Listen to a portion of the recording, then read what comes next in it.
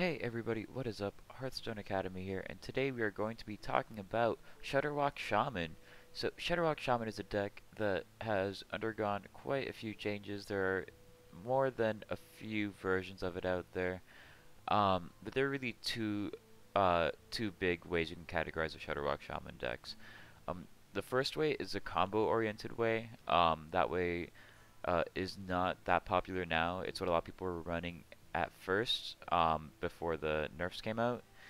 And that deck aimed to use Murmuring Elementals to get Shudderwock's Battlecry to go off twice, which would guarantee you getting a 1-cost Shudderwock back to your hand. So this deck does not run Murmuring Elementals. Instead, it runs Prince Keleseth.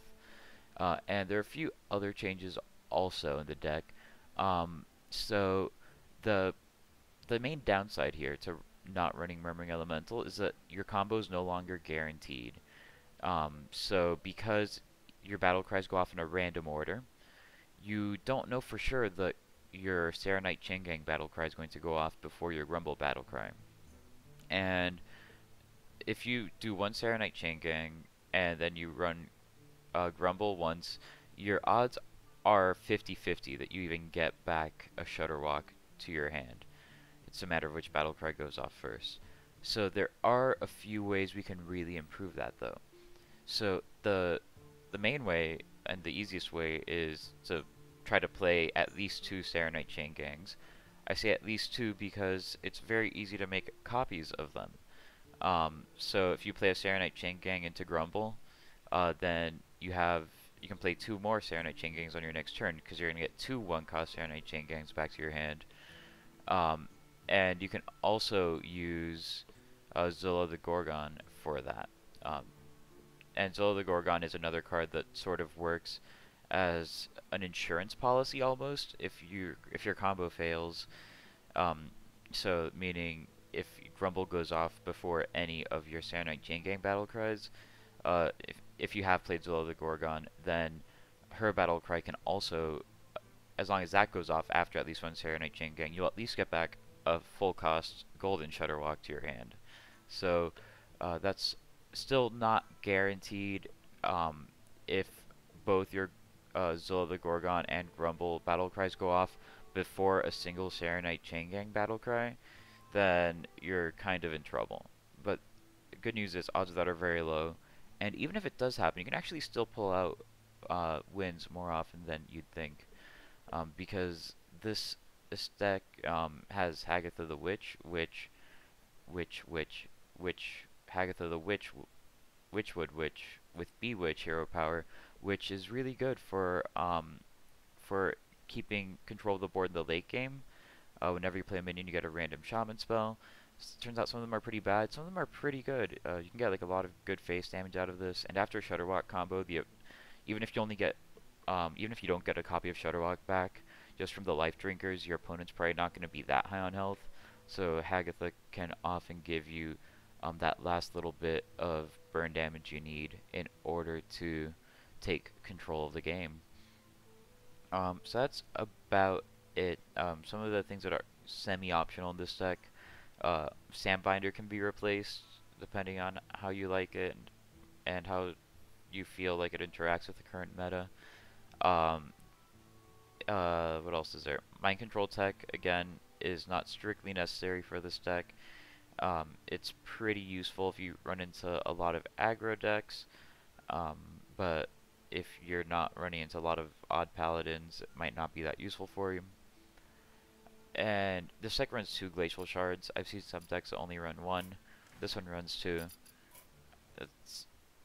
I think that running 2 is very useful, especially with the prevalence of even Warlock, because there really aren't that many ways to deal with a turn 3 giant, and one of those ways is to freeze it and buy some time until you can either draw a Hex or draw into the damage that you need to clear it.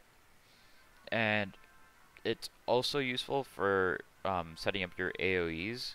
A lot of times you want your opponent to have as many things as possible on the board when you use a Lightning Storm or a Volcano, and by using Glacial Shard, you buy yourself that opportunity to leave things on the board without killing them, without worrying about face damage.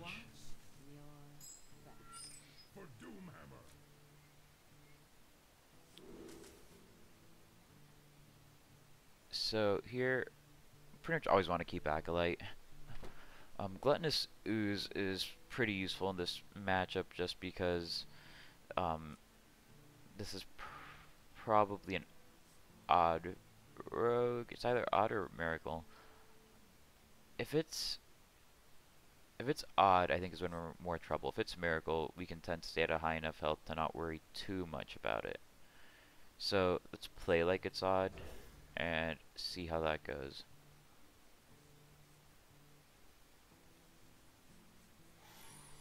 Alright, so I know Keleseth. That's fine. Keleseth is by no means a win condition of this deck. It's a nice to have, and if you have it in your starting hand, your win rate tends to go up pretty significantly. But this deck does do just fine without it. Keleseth is in this deck not because this deck needs Keleseth, but because there really aren't that many 2-cost cards that would end up in this deck naturally.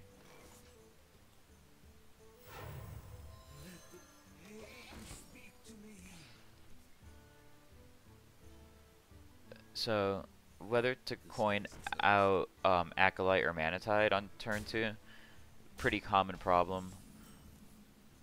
I think normally Manatide is the right move, but in this case, because there are a couple 1-attack minions on the board, it looked like a good opportunity to milk Acolyte.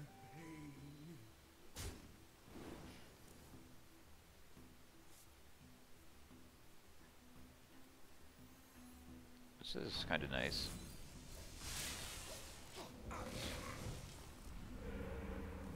Ooh, one of the rare times a healing totem actually sounds kind of nice. And that one overload isn't that bad because we have a lot of possible 3-cost plays next turn. So, general rule for Shaman in general, look at overloads very carefully, especially when considering what you could do on your next turn.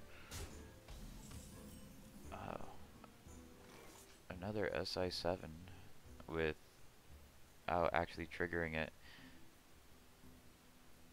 So could, if we Lightning Storm here, wouldn't really do a whole lot. I mean, if we Lightning Storm, you could guarantee that we get, that we can clear the board by hitting Acolyte into SI7, but that I don't think is the right move. No, let's see what we draw here. Other Volcano. Okay, that could be useful. We'll do this. And this forces the SI7 agent to decide which of these 3-cost minions, or 3 health minions, to actually attack. So, I think he just realized he can make me burn 2 cards, actually. So that was a very big misplay. Do not let yourself... Alright, we lost a Lifedrinker and a Glacial Shard. We got very lucky there. We did not lose a Shudderwock or a Grumble. But, yeah. So, moral of the story is always watch for your hand size. This is actually very annoying. I don't think I have a good way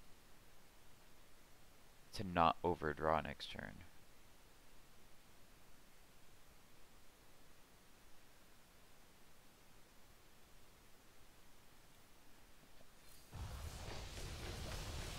Yeah, I had to do that to kill my own Manatide, just to make sure I didn't overdraw.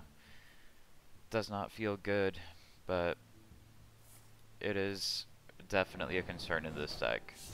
It's very easy to overdraw.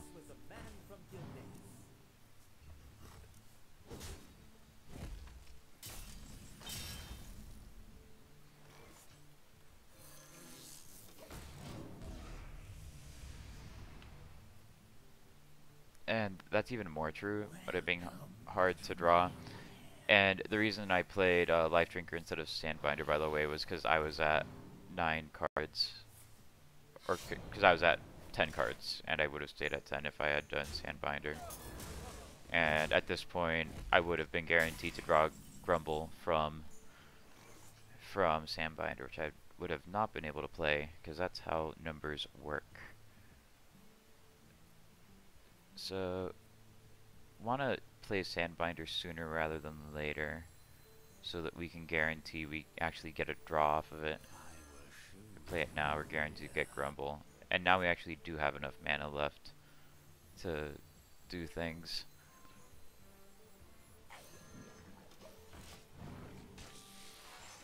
So I'm offering the Faldori Strider a couple good trades here. It puts it into range of Lightning Storm. Alright, well, now we're in a situation where we can still overdraw.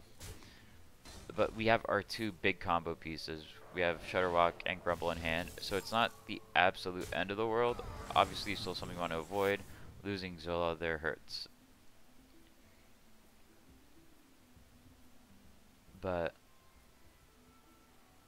life goes on.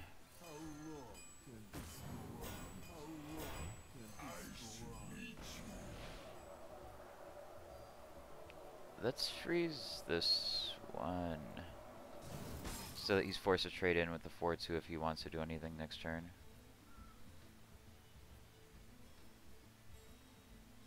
And we'll go ahead and play this. He seems to be playing around it mostly. And next turn I plan to Grumble and then play 3 other cards, so either way we will make it work. So right now our hand has 7 cards. If we play Grumble, we return these 4 back, we would not have room for them. We'd have to play 1 card first, or trade 1 minion first. Because we would go up to 8 when we draw, and then when we actually play the Grumble, we go back down to 7, so we only have room for 3 more minions. Alright, well that handles that problem. Now we're down to 3.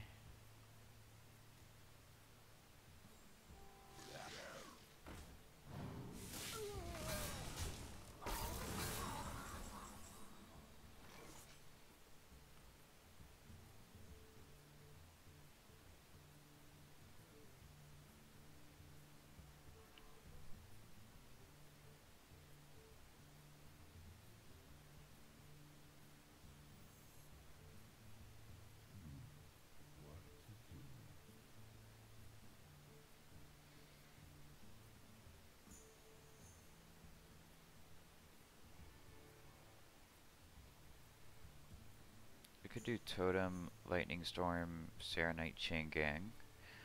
That's an option. And we would get, realistically, only be able to kill Elven Minstrel, but then we'd be in range to kill Firefly, unless we get lucky with the Totem and the damage. Did not get lucky with the Totem. Maybe with this we will.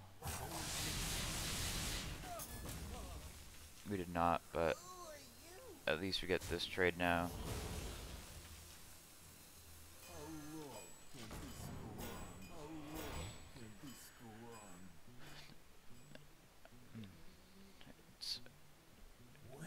I have to wonder whether the Totem was a good idea there.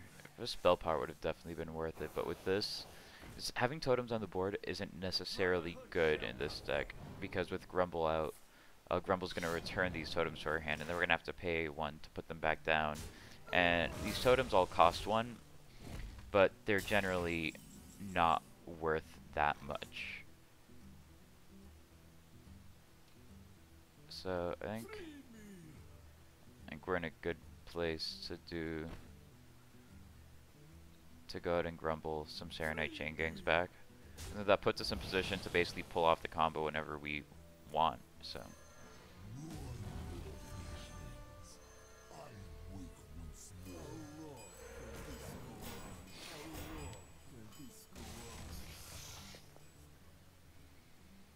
So what have we played so far? So we have played 1 Lifedrinker. We have played 3 Saronite Chain Gangs and a Grumble. So we have pretty good odds. We have like a 75% chance of getting getting this to work.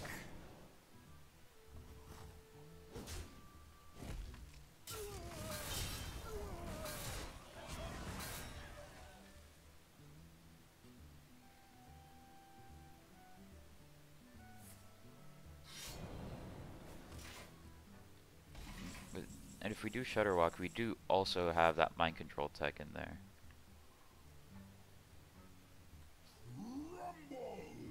And at the very least, actually, if we play Shudderwock, we'll get a Grumble back to our hand that costs 1, so we can then bring the Shudderwock back.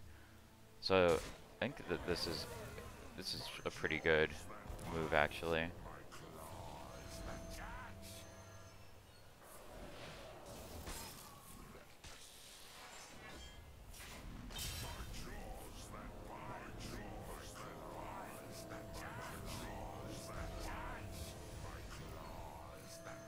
Now I can just bring these all back.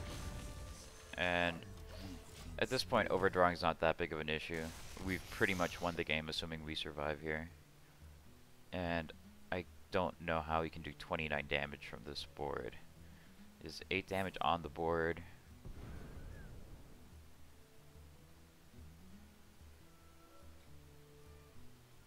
You just play a prep without knowing the follow-up?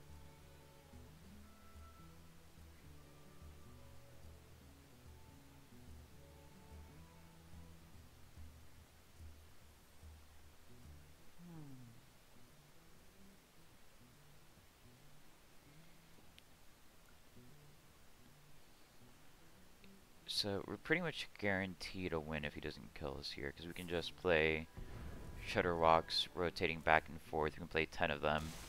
Each of those is going to do 3 damage through Lifedrinker.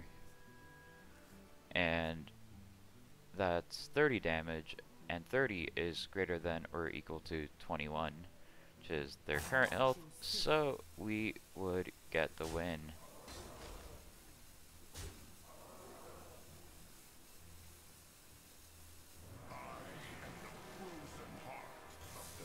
Something ridiculous happens here.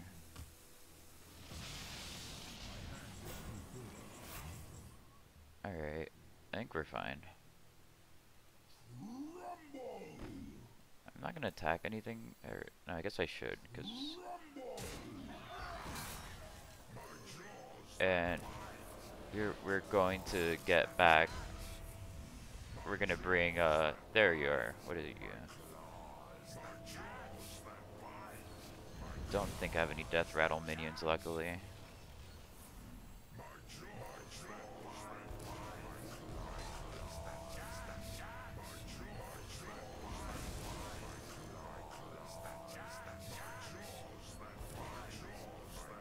We're just fighting the clock on these animations.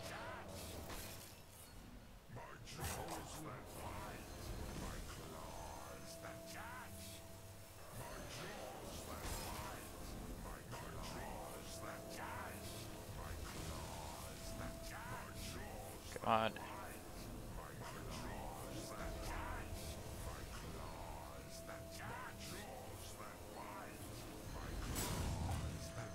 Well, if these animations were reasonable, we would have won that turn.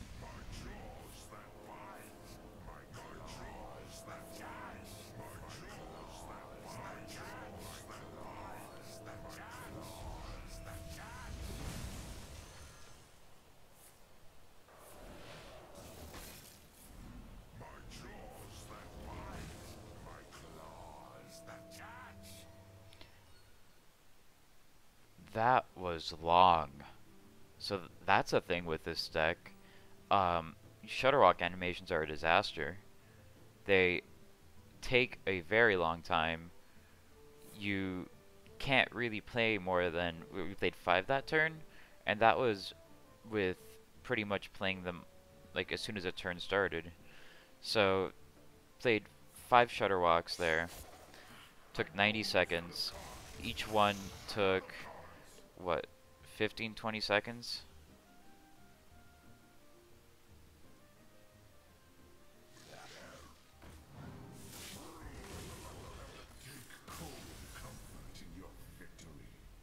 Well, that's a pretty typical Shudderwock Shaman game. you play a bunch of things, and eventually after playing a bunch of things enough times, you end up in a situation where you can just win. Very detailed description of the deck, I know.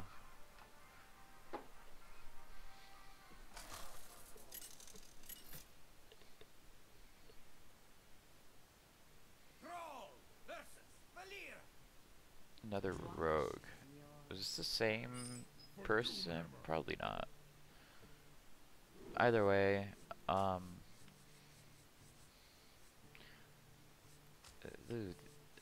always want to keep Saronite Chain Gang. These two are a little trickier. Gluttonous Ooze we held last time. Seemed useful enough. I think it'd be fine to hold again. As for Lightning Bolt's useful against SI7, Elven Minstrel, and that's about it. Well, it depends on the list, I guess. We'll hold on to Lightning Bolt this game. Because if they are running Odd Rogue, oh, so this is an Odd Rogue. So Lightning Bolt's not as great there, because then the priority becomes taking care of Hench Clan Thug, and of course a Lightning Bolt is not sufficient for that. But we can at least prevent the turn 3 Hench Clan Thug by killing their weapon on our turn 3. So we got that going for us at least.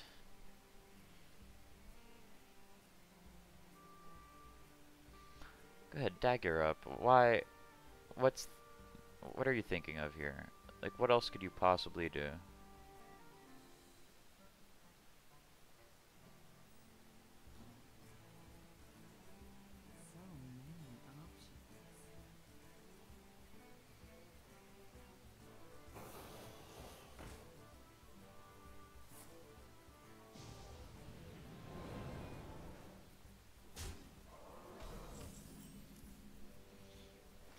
Alright, that was unexpected. So this tells me he is planning to be very aggressive this game.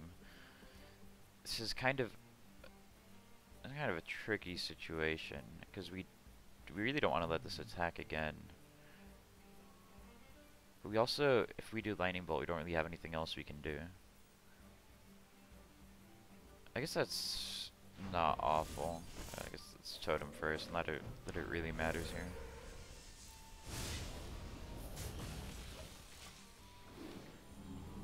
So the reason that I ended up choosing to do Lightning Bolt was the fact that we have a few good turn 3 or turn 4 plays, so we could do on 3 mana, so that overload doesn't really hurt us too much.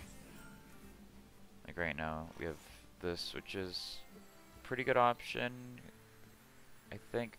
Because he has a full weapon there. Usually you don't get a chance to do it on the full 2/2 weapon. Usually he'll dagger up, then swing, and then all you can do is a 2/1. But Acolyte also has a nice board. Let's go for this. We have to keep tempo in this matchup.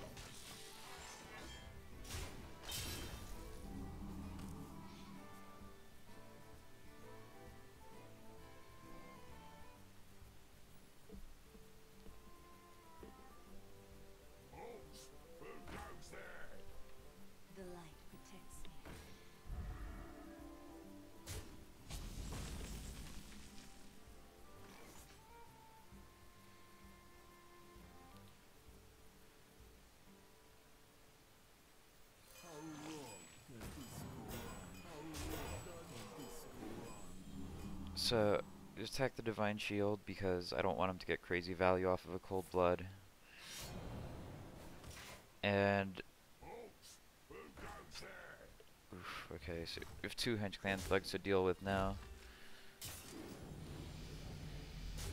And we don't get Mind Control Tech to go off anymore.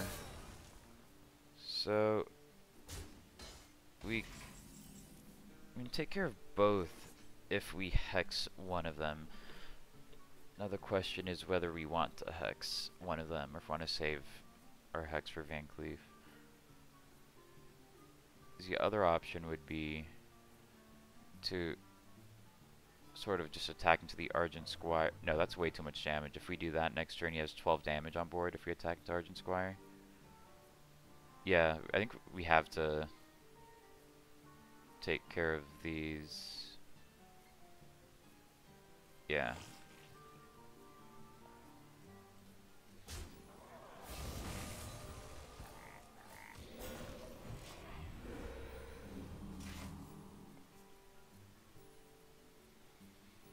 So at least those are gone now. Now, what are the main threats we're looking for? I mean, those are really the two big things that can get really out of control. This guy's toast. So looks like we are gonna get a chance to try out mind control tech here. See what we get.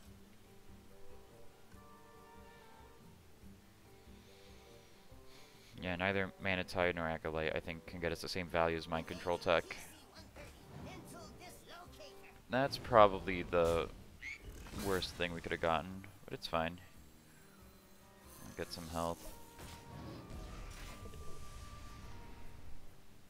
So Vicious Fledgling is obviously completely terrifying. Next turn we do have Hagatha though, so we have 3 damage to regardless. Or we have 3 damage to Vicious Fledgling, no matter what kind of mutations it gets.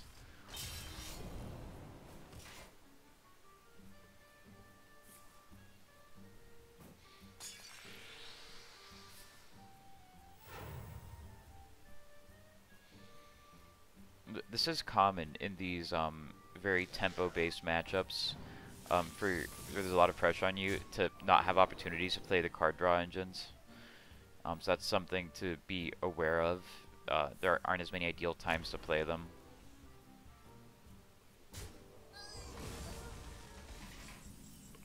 Oh, this is unfortunate. It looks like Vicious Fledgling is staying just out of range where we can kill it with Hagatha this turn.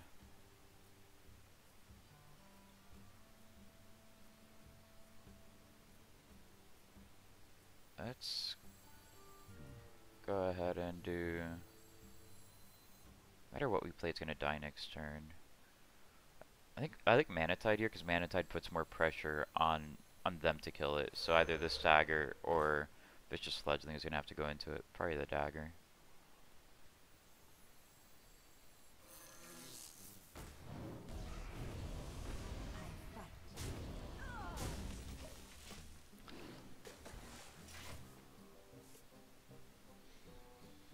Healing Rain's not the most useful thing here. Right now we really need something to help us stabilize this board. Oh man, that's not good. Mushroom Power, not good right now.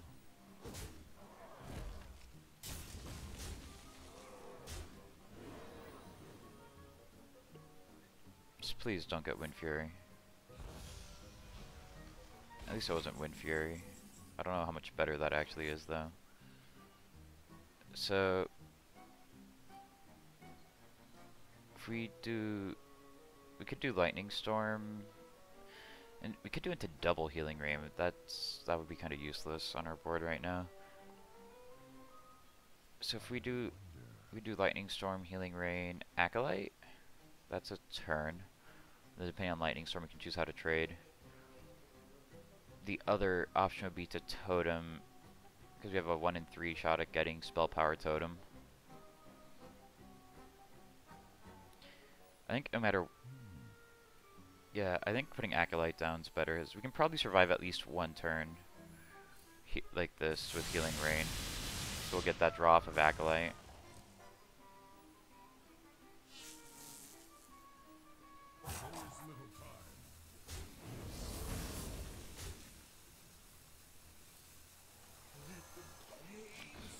So at this point we are basically praying for a Hex. Nothing else can really handle this. Or even a Glacial Shard would be great right now. But outside of that, we're in a lot of trouble. We need Hex or Glacial Shard. Or a Farsight into one of those. The Saronite Chain Gang's not the worst thing that could happen right now.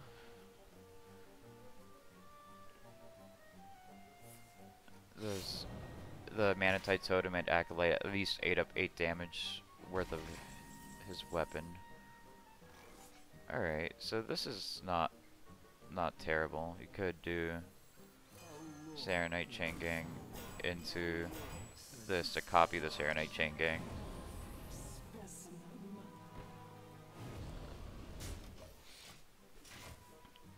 The name of the game is buying time right now. The name of the game is not letting his vicious fledgling hit our face for huge amounts of damage. Oh, this is scary. What's it gonna be? Oh, that doesn't do anything, right? No, it doesn't. Okay. I mean, he's still gonna get the vicious fledgling to the face.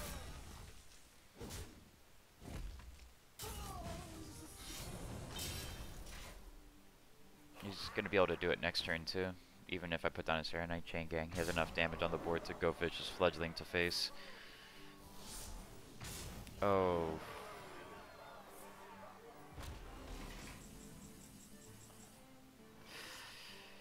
Yeah, that's not gonna do it. Yeah, even with Hagatha, this survives and kills us. Alright, yeah, this game is essentially over, I'm pretty sure. He has 18 damage there. I could do a Saronite Chain Gang, then Lightning Bolt, and attack into the Vile Spine Slayer to kill that. But then this can kill one of the things, one of my Saronite Chain Gangs. Weapon plus this can kill the other. He has 18, 19 damage left going to face. Yeah, so it's over. Might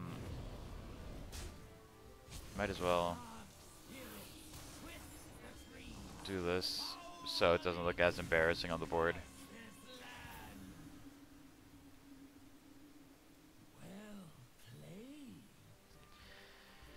Yes, Vicious Fledgling, kind of hard to deal with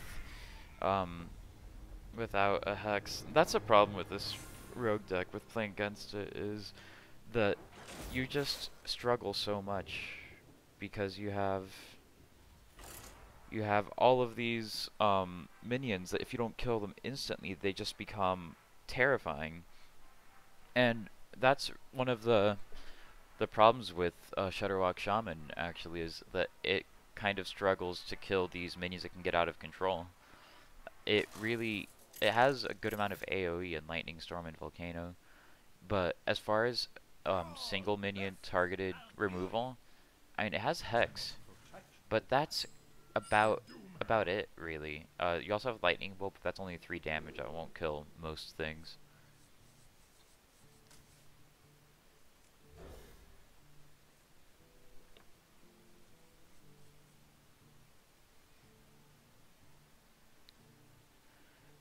Double Acolyte. That might be a little bit too much Acolyte.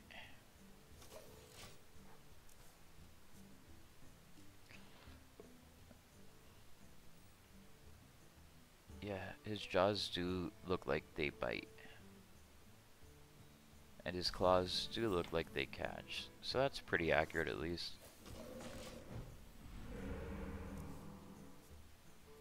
So I normally only do 2 games with a class when doing these videos. I'm doing 3 this time because the first 2 were against the same class against similar playstyles, so wanted to give a little bit more variety in terms of the kind of gameplay we see.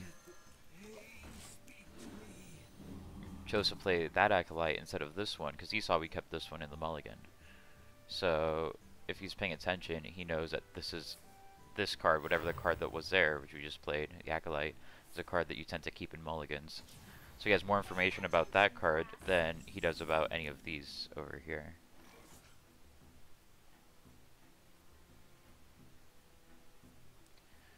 Let's see, what can he do next turn?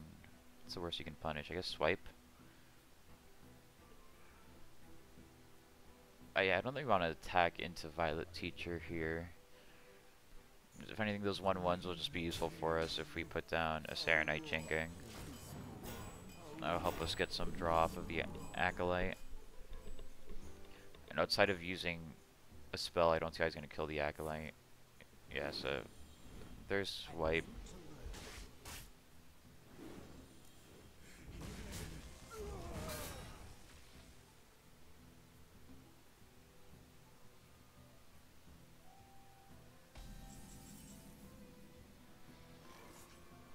Alright, well, sometimes things just work out. So we definitely want a Lightning Bolt. As far as our other move, we can do either a Saronite Chain Gang or another Acolyte. We're at 7 cards, we'll be at 5 after we play 2. I think doing the other Acolyte's a better move here.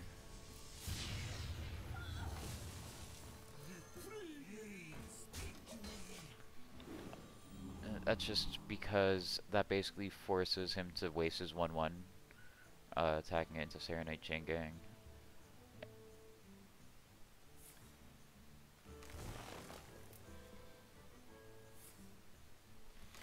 Wow. Talk about a mana growth turn.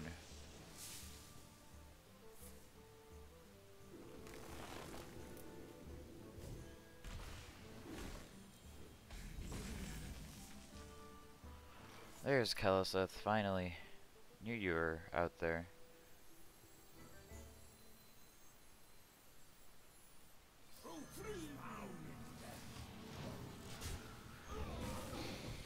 Yeah, so the timing for when to play Keleseth is usually straightforward, but not always. You want to play Keleseth as early as you can, so basically as soon as you have it, with the only exception to that really being if you're playing against a slower deck and you happen to also have a Zola the Gorgon in hand, or if you have a Grumble in hand and it's later on in the game, so if you wait one more turn, you could do that, because you could use Zola or Grumble to basically double up your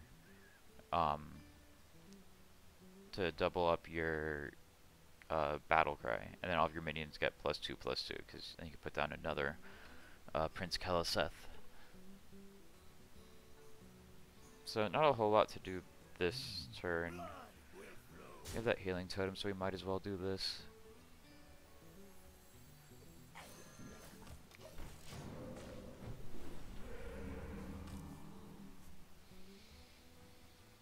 I want to make sure not to overextend here. He's played one swipe already, so he probably doesn't have the other one in hand. But the thing that spawns a bunch of 1/5s is bound to be in his hand, so we don't want to play too many minions. Why I opted for a totem instead of a Saronite Chain Gang.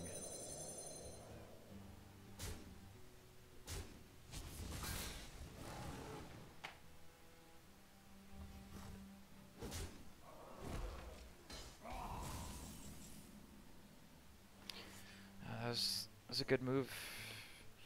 Killing that. Killing my Keleseth. I could have made a copy of it now if he didn't.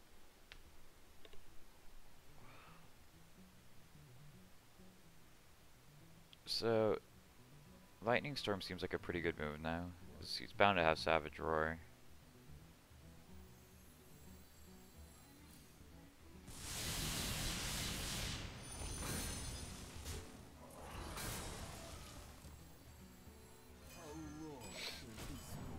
I like Saronite Chain Gang here also. Just because he's probably not going to be able to kill it this turn. Well, definitely not now. We see that. So we can use Zola to make an extra copy of it, and that just makes us even more likely to get our combo off.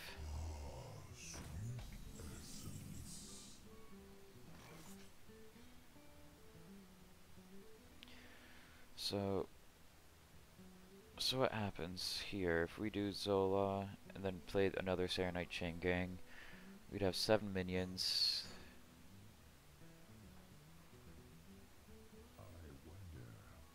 I don't think he has a way to efficiently kill them. The most he could do is fill his board with 1/5s, and that's not awful. If he fills his board with 1/5s, then Savage Roars, we're in trouble.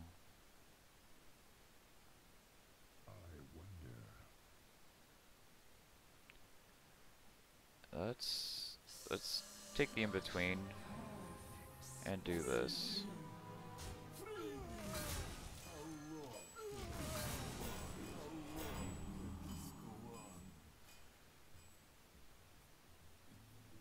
Now I can only get 4 1/5s on the board.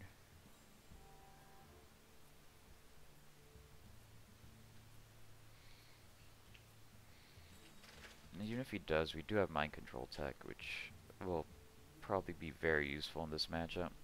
My thoughts are plagued.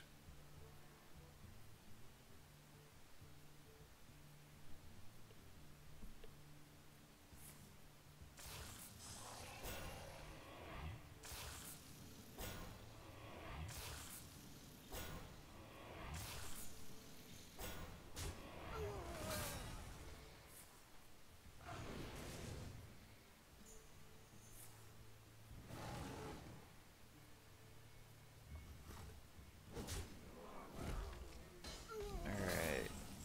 So, I mean, I almost certainly want to play mind control tech here. We did get a Zola off, and we did get a few Saronite chain gangs, so a Shudderwock would probably be okay, but we haven't gotten any Glacial Shards. We haven't gotten mind control tech down. I think if we can survive a turn, then Shudderwock might be good here after we already play mind control tech. Let's see what comes off of it. Alright, it's not bad. And then that lets us do...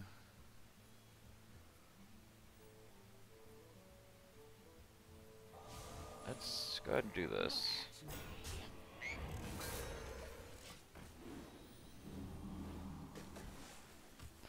There we go. That's what I'm talking about. Volcano. Awesome against token decks.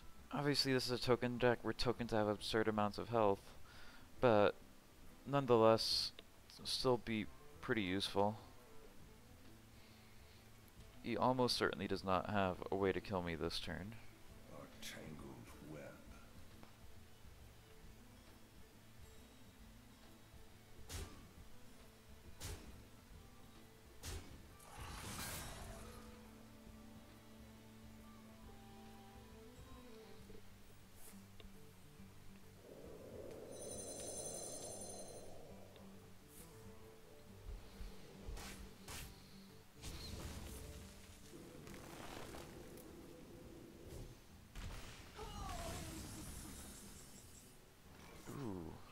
Hagatha also sounds good.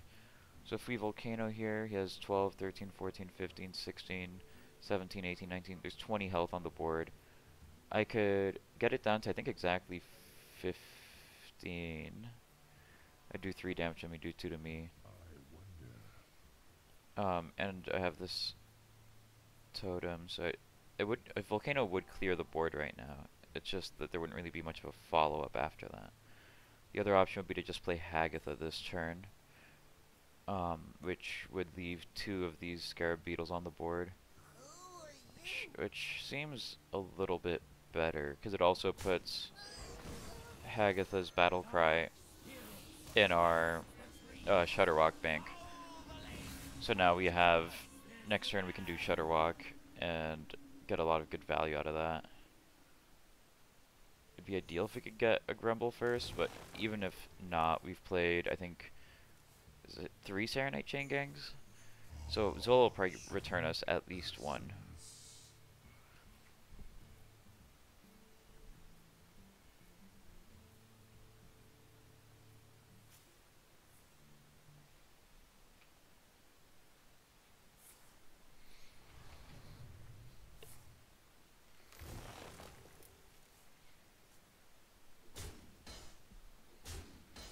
This only has 3 cards, so we really just have to survive a little bit longer here.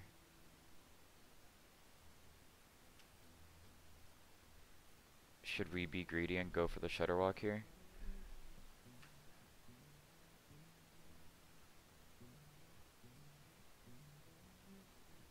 Because the rest of these cards have overload, so if we don't do a Shudderwock now, when are we going to? No, let's do it. Let's take a chance. There we go, yes, so Zola's gonna give us one of a Shudderwock back, and we're good.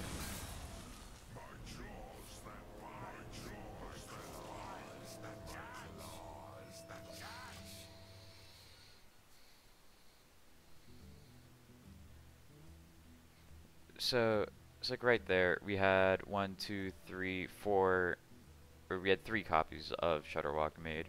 So yeah, so we had a 25% chance there of the combo failing. Which would have been Zola's battle card going off before a single one of the Saronite chain gangs.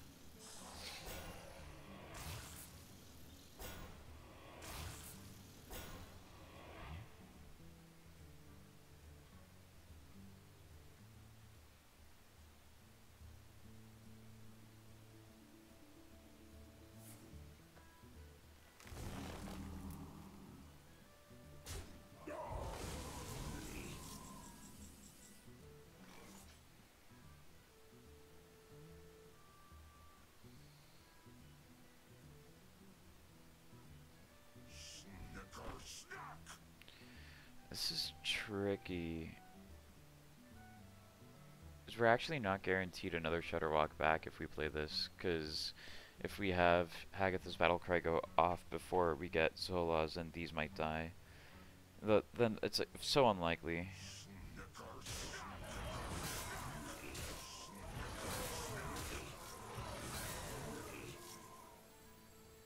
So this is taking a chance. Lightning Storm's a sure thing, but then where does that leave us for next turn? Because then we can't do Shudderwock if we start using our Overload cards. Let's just see how this goes. Oh, I forgot about Mind Control Tech. Come on, Zola, please. Okay, we're good.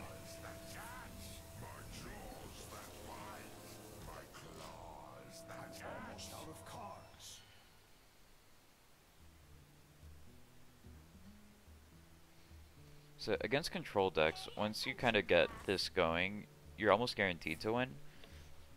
If you get it with a Grumble, it's much better because then you are actually pretty much guaranteed. But even with just a Zola, once you start playing your Shudderwocks with a bunch of battle cries saved up, it's kind of impossible for them to stop, especially if you have a Hagatha there. Every turn you just basically clear their board.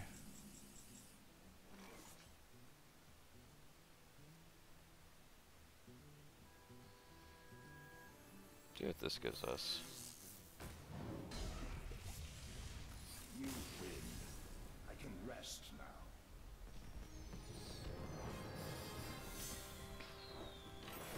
Nice. So I got to see it against a control deck too, which is nice. So yeah, against control decks, this is a fantastic deck. It will win almost every time. Against non-control decks, it is not as great, but it still is very solid. It's good at surviving. It has some good taunts, good AoE, some good healing. It has everything you need. It's just a matter of drawing it. If you're playing in an aggro matchup, you got to draw the right things at the right time. So that's really the main downside to this deck. But otherwise, this is it for the video on Shudderwock Shaman. I really recommend trying the deck out. It's a lot of fun. And I'll see you all next time.